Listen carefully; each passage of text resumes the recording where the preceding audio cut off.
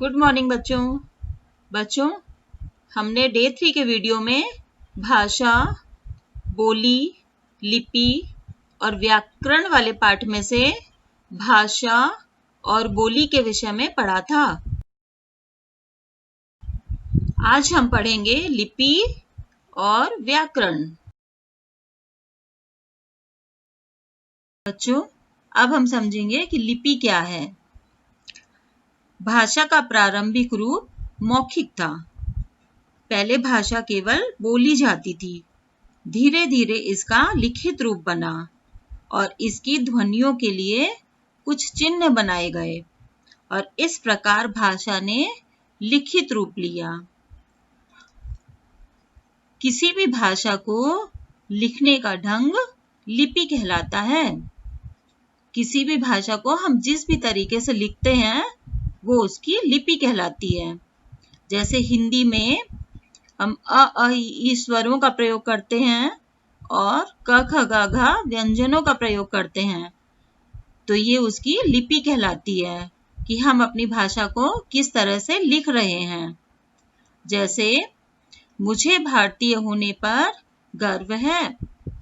इस वाक्य में हिंदी भाषा का प्रयोग किया गया है और इसमें जिन वर्णों का प्रयोग है, जिस तरह से इसे लिखा गया है, वो देवनागरी लिपि कहलाती है।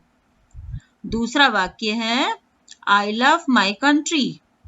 यह वाक्य अंग्रेजी भाषा का है और इसमें अल्फाबेट्स का प्रयोग किया गया है और यह लिपि रोमन लिपि कहलाती है। तीसरा वाक्य है मने भारतीय होवा पे गर्व छे।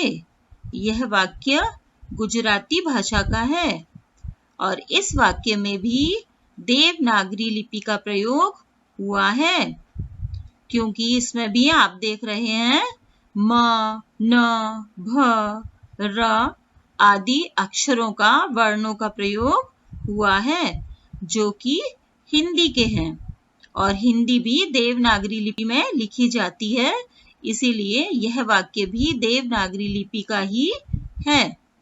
चौथा वाक्य है सर्वे भवन्तु सुखिनः। यह वाक्य संस्कृत भाषा का है और इस वाक्य में भी देवनागरी लिपि का प्रयोग हुआ है। बच्चों, विश्व की सभी भाषाओं को अलग अलग लिपियों में लिखा जाता है। भारत की भाषाओं की भी अलग अलग लिपियां हैं।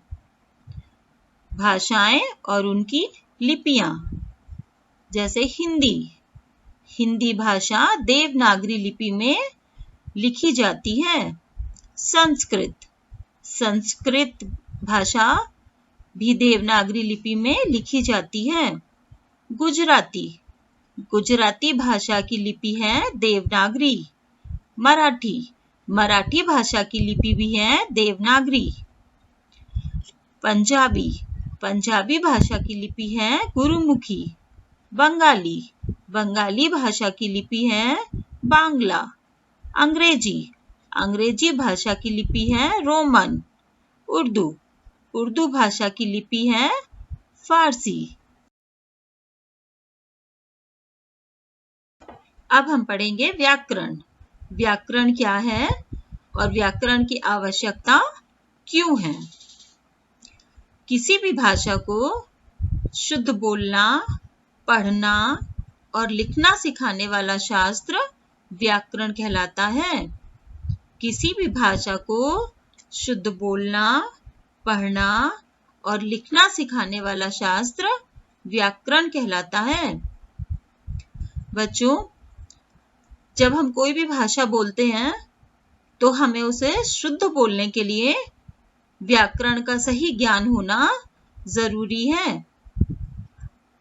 इसीलिए हम हिंदी में और अंग्रेजी भाषा में व्याकरण पढ़ते हैं। व्याकरण में किसी भी भाषा को शुद्ध रूप में प्रयोग करने के नियम होते हैं। व्याकरण में किसी भी भाषा को शुद्ध रूप में प्रयोग करने के नियम होते हैं। जैसे हम बस से आया हूं। यह वाक्य गलत है क्योंकि इस वाक्य में हम की जगह मैं आना चाहिए। मैं बस से आया हूं। इस वाक्य में हम सर्वनाम गलत लग गया है। यह हमें व्याकरण ने सिखाया। व्याकरण से हमें पता चला कि इस वाक्य में हम सर्वनाम की जगह मैं सर्वनाम आना चाहिए। दूसरा उदाहरण है बिल्ली भाग गया। यह वाक्य गलत है। सही वाक्य है बिल्ली भाग गई। अब इसमें व्याकरण का यह नियम लगा है कि बिल्ली शब्द स्त्रीलिंग है, इसलिए इसमें क्रिया भी स्त्रीलिंग की आनी चाहिए। बिल्ली भाग गया, इसकी जगह होना चाहिए बिल्ली भाग गई। इस वाक्य में क्रिया गलत है। इस तरह व्याकरण ने हमें यह सिखाया कि हमें किस तरह किसी भी वाक्य को शुद्ध बोलना है, पढ़ना है और लिखना है।